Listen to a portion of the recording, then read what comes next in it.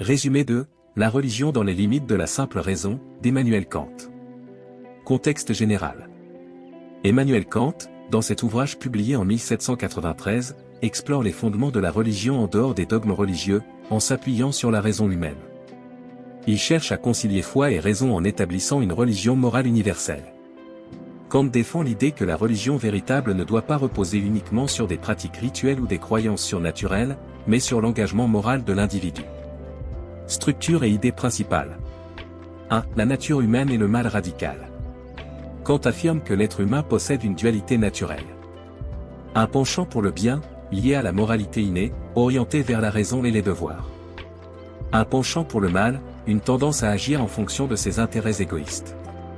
Le mal radical n'est pas un défaut inné, mais une corruption volontaire de la disposition morale, où l'individu choisit de prioriser ses désirs sur les impératifs moraux. 2. La religion morale. Kant distingue entre la religion révélée, liée à des textes et traditions spécifiques. La religion naturelle, fondée sur la raison et la moralité.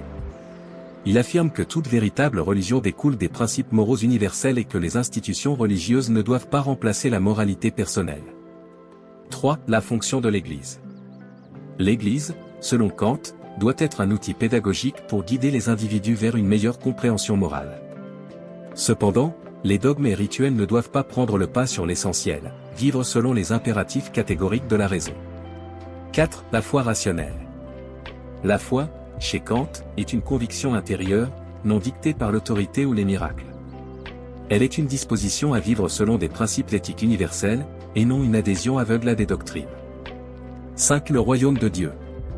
Le royaume de Dieu est une métaphore pour une communauté idéale où chaque individu agit selon les lois morales.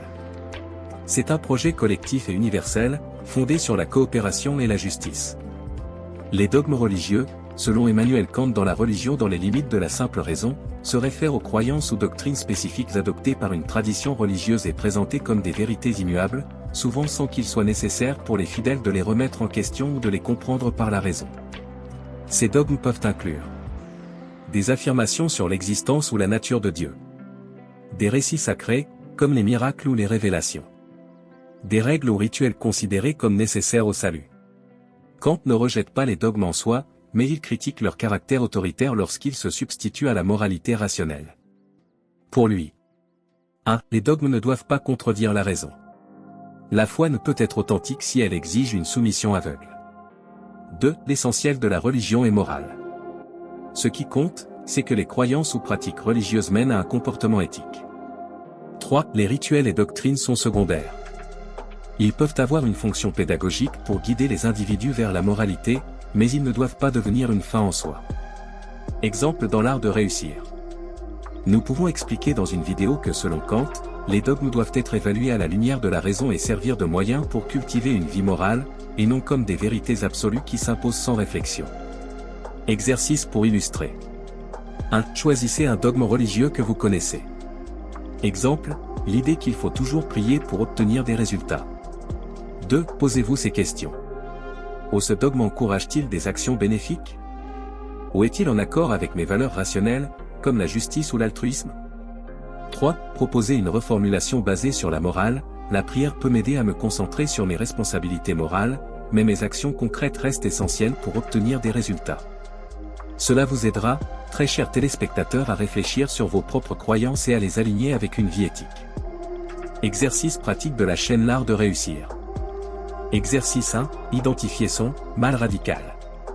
Objectif, prendre conscience des tendances égoïstes qui s'opposent à nos valeurs morales. Étape 1. Listez 5 situations récentes où vous avez agi de manière contraire à vos principes éthiques, mensonges, négligence, etc. 2. Analysez les raisons. Était-ce par peur? Par intérêt personnel? 3. Élaborez une réponse alternative pour agir conformément à vos valeurs. Exercice 2. Pratiquer la religion morale au quotidien. Objectif, appliquer des principes universels dans les actions quotidiennes. Étape 1. Choisissez un impératif moral, exemple, dire la vérité, respecter les autres. 2. Pendant une semaine, évaluez vos décisions à l'aune de ce principe. Notez les défis rencontrés et vos réussites. 3. Partagez votre expérience avec votre entourage pour discuter des valeurs universelles. Exercice 3, construire son royaume de Dieu personnel. Objectif, créer un environnement propice à la moralité collective. Étape 1. Imaginez une communauté idéale où les lois morales dominent. Quel comportement valoriseriez-vous? 2. Identifiez 3 actions concrètes pour promouvoir ces valeurs dans votre cercle proche, famille, amis, collègues. 3. Mettez ces actions en pratique et observez les résultats. Exercice 4. Foi rationnelle et introspection. Objectif, développer une foi intérieure rationnelle. Étape 1. Méditez sur une valeur ou une croyance que vous suivez sans réflexion. 2. Posez-vous ces questions, pourquoi y croyez-vous? Est-elle basée sur la raison ou la tradition? 3. Reformulez cette croyance en termes rationnels ou abandonnez-la si elle ne résiste pas à l'analyse critique. Conclusion de la vidéo YouTube. Kant invite chacun à dépasser les limites des dogmes religieux pour accéder à une religion universelle basée sur la raison et la morale. En suivant cette voie, non seulement nous devenons des individus meilleurs, mais nous contribuons aussi à un monde plus juste. À travers ces exercices, très chers téléspectateurs, vous pouvez intégrer les idées de Kant dans votre vie quotidienne pour réussir à devenir des acteurs du bien moral universel. Vous avez été inspiré par cette vidéo, veuillez l'aimer, la commenter, la partager, puis vous abonner à la chaîne L'Art de Réussir pour ne rater aucune de nos prochaines vidéos très instructives.